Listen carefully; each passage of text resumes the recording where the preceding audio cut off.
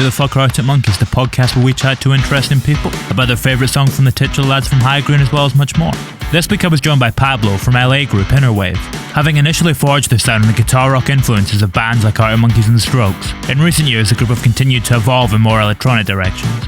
We examined how the Monkeys' influence on their work has persisted throughout those stylistic changes, via a discussion that spans both bands' careers. He tells me of how in his early days as a songwriter he would study the group's albums, breaking them down piece by piece, learning all the parts off by heart. We dive into some of his favourite deep cuts from their records, and he talks me through which Arctic Monkeys album he's learned the most from as an artist. But before all of that, he shares his favourite track from the group's 6-album discography. Here's me and Pablo of Innerwave, talking all things Arctic Monkeys.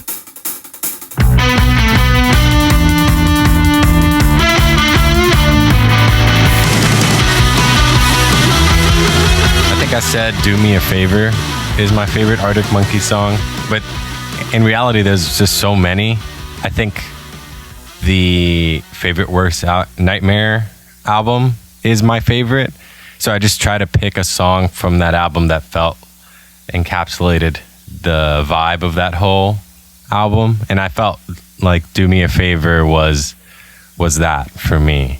Well, I suppose with Do Me A Favour, you get a bit of the soft side to that record, and you also get the kind of punkier garage rock side to it. Definitely. That's what I was thinking, because there's a lot of that, like, punkier, like, riff-heavy, energetic stuff. There's also, like, some really spooky, like, evil, circusy sounding stuff that I thought was really cool.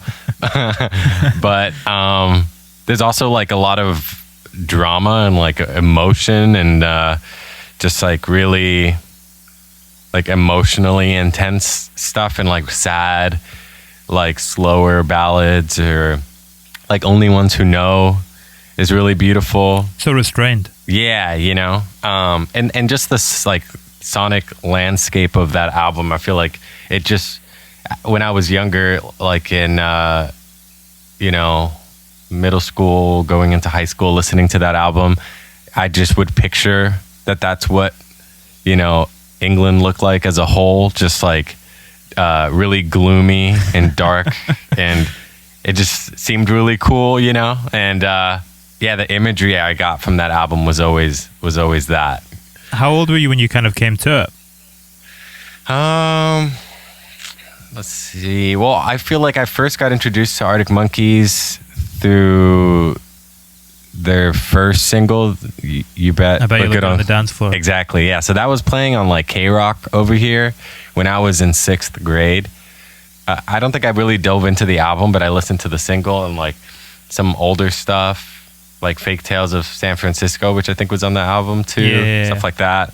And then eventually, I think when I got into that album must have been 7th or 8th grade, so I was probably around 13, 14, I think.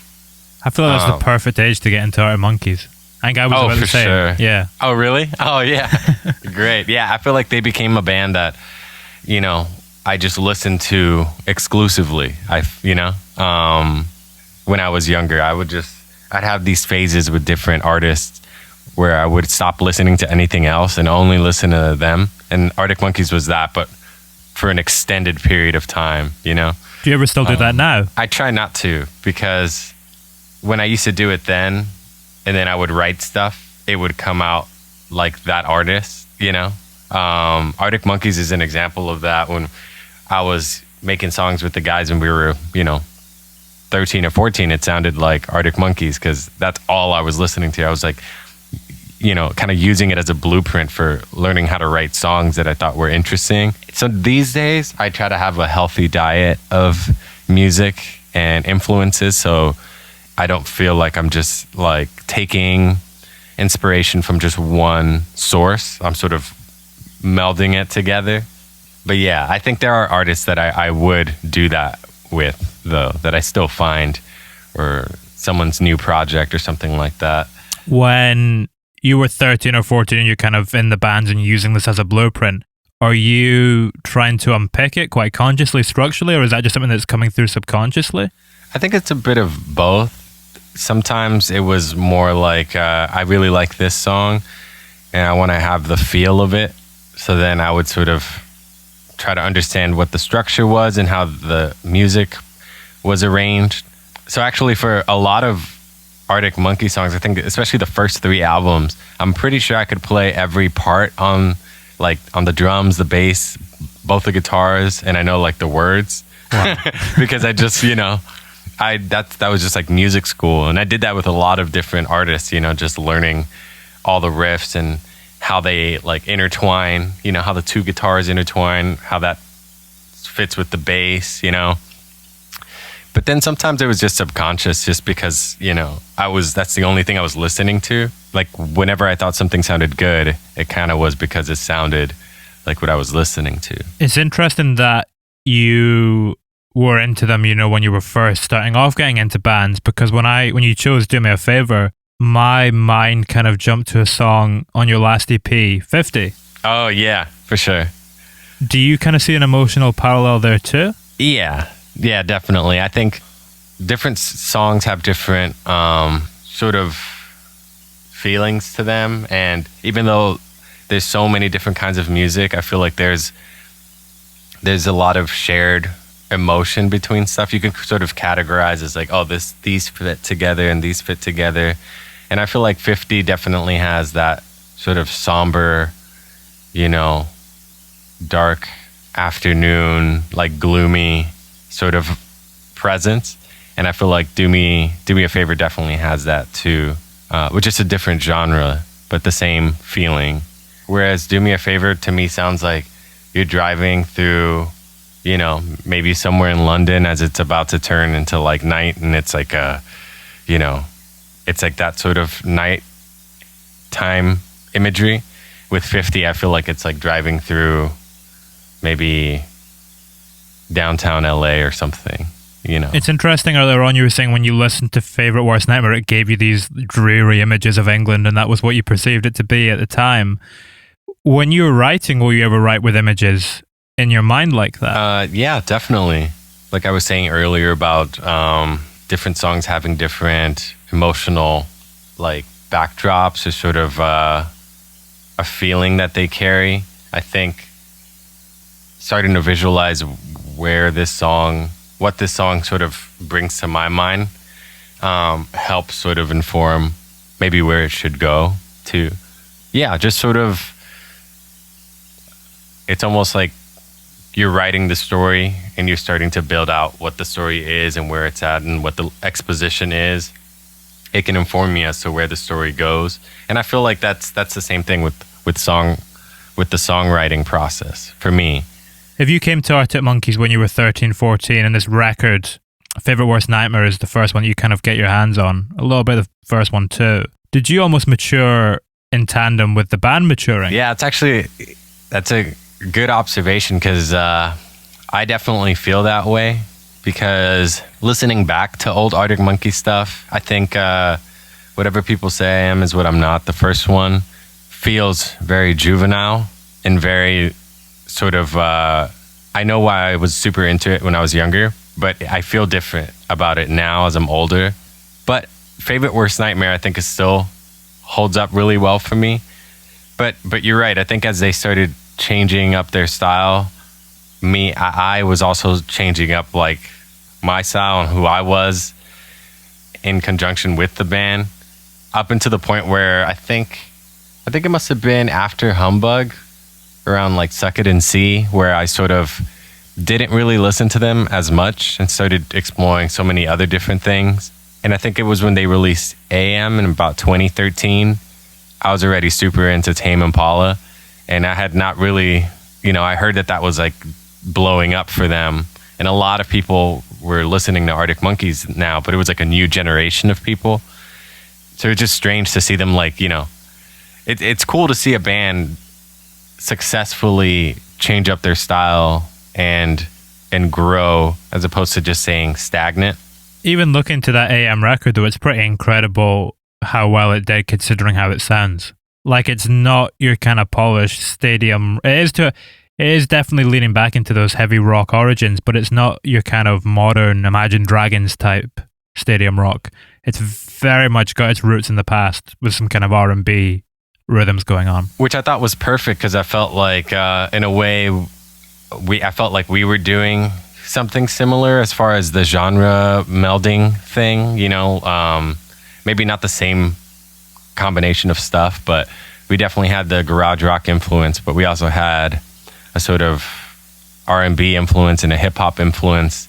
And I know, like, from interviews, it seems like they've been into that, and they did that one collaboration with Dizzy Rascal, I think, a long time ago. Yeah. So I know that they've, had their interests lie in that world as well. But I think AM was a really cool, sleek way of showcasing it, where it doesn't feel like, forced or anything. Yeah, like classic rock meets like some 2000s hip hop type vibe. But yeah, it was kind of funny how I didn't really listen to AM until like maybe 2017 or 2018.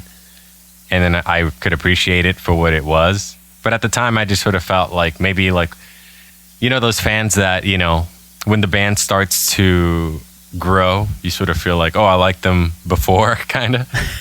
I think maybe I had a little bit of that subconsciously. Plus, I was already like, my musical journey was like elsewhere at that point. I mean, your first album must have come out the same year as AM, didn't it? 2013? Yeah. I think, part 3 with the one that had American Spirits and all of that came out in 2013. If you came to AM in like 2016, 2017, were you very much on Tranquility Base when it came out? Oh, yeah. I think when Tranquility Base came out, I definitely was interested because it seemed like such a big departure from everything else, even more so than AM, I guess. A massive middle finger to all those people that hopped on AM that maybe made you not want to be as big a fan of the band anymore. Right. I thought it was cool. I love when artists do that, It's always fun to see someone, they're doing what they want regardless of if people are going to like it or not. I can respect that a lot. So I definitely delved into that one. And there's some really good tracks on there, and I think just the vibe of it was really cool and interesting. I mean, when I was watching you live at the Fox performance from earlier this year, was there maybe a little bit of aesthetic crossover there too? With the suits and the black and white and the kind of spacey atmosphere to it? Yeah, I think so. I mean, I think around the same time as Tranquility Base was coming out, I was also watching like Jean-Luc Godard movies. I think I might have mentioned that last time. Like Alphaville was a big influence on WID. Yeah. Sci-fi noir movie, and I could tell by the visuals for Tranquility Base that there was definitely like a French new wave vibe to their visuals. You can see where they were stealing from. Yeah, definitely. Exactly. Yeah, so there's definitely a similarity there on the visual front. I mean, you were saying at the start that Favorite Worst Nightmare is kind of top of the pile for you in terms of the Pantheon of Arctic Monkeys album. What does the rest of the lineup sort of look like? I guess now it's different. I think when I was younger, I would have said it's Favorite Worst Nightmare, and then it's Humbug, and then it's whatever people say I am is what I'm not, and then it's everything else. But now, Favorite Worst Nightmare is probably at the top for me. And I would say AM is second, maybe. I don't know. It's hard. I'd have to have them all laid out, and then, I feel like AM is one that no matter where you put it, you can't really argue. True. Wherever it comes into placing. Yeah, it's so well produced, too. I think Josh Homme from Queens of the Stone Age had a hand in that. He's on one of the tracks, isn't he? Yeah, he's also singing on Knee Socks, I think. Yeah, he does the backing. Yeah, he's got kind of high pitch coming in. Yeah. And you can hear it. I think there's like I think Humbug is when he started producing some stuff for them, and you can hear that sort of Queens. He just knows how to strip off the fat and make something sound huge. True, and he's definitely got a good ear for very interesting tones and stuff. With what you were saying about how you used to kind of examine the albums a little bit and unpack them, and they were a great template for you to start off with to learn from. Which Arctic Monkeys album do you feel like you've learned the most from as a songwriter and as a music creator? I think there's two ways I can go about it, I think I could either say Favorite Worst Nightmare again or Humbug, because I feel that there was really really pretty melodies. I think that's when I started to learn about the right melody on top of the right set of chords can really be impactful. Oh, what's that song from Humbug? Secret Door? Maybe. Is it the... Is that Secret Door? Yes. Fools on Parade. Yeah. So like something like that is so memorable and beautiful. That's And such a it's great so deep simple cut. too. Yeah. It's a great song. And the drums on all the albums too, I like have them memorized. Like I can't play them as well as Matt Helders can, but I like air drum to them, you know?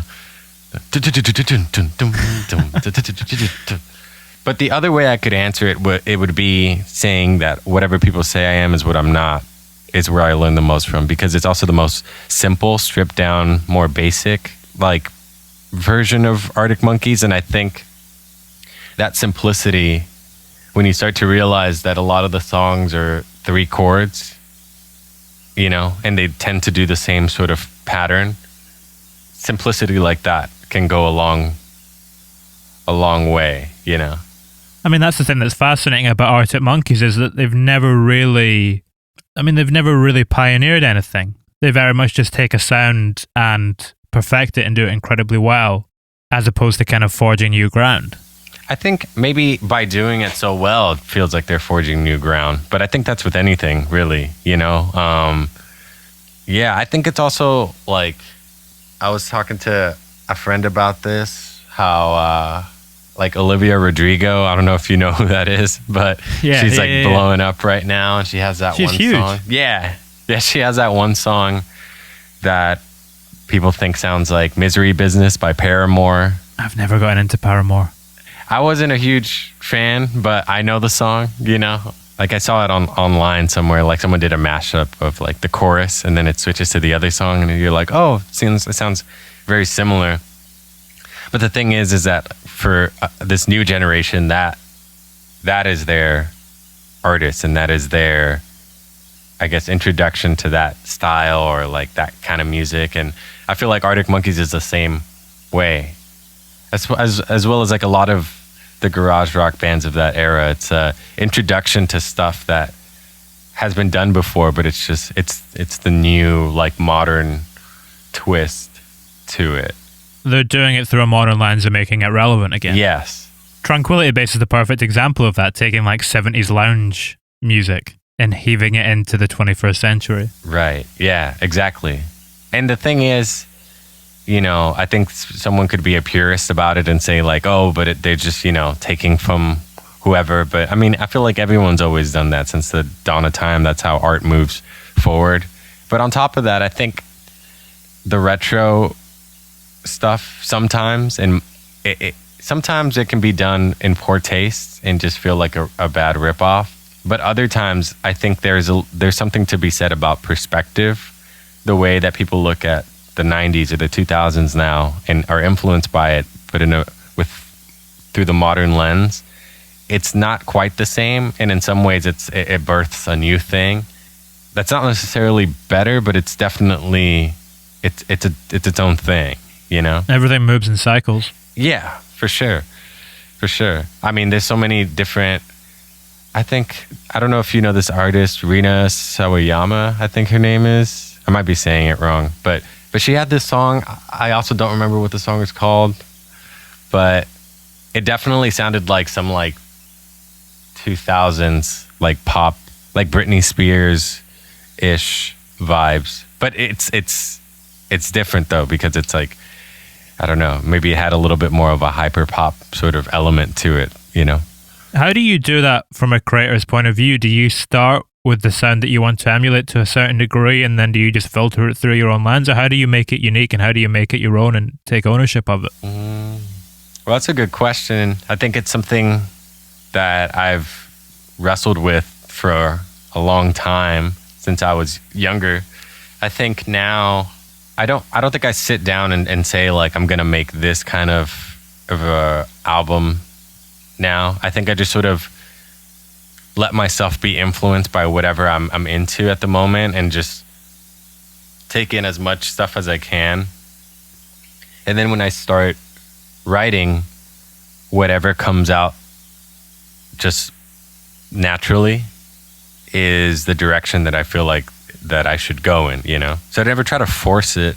So once I understand, you know, this is where it's going, then maybe I can sort of like inform myself of music in this same realm and learn from it, and then also have other influences and learn from that.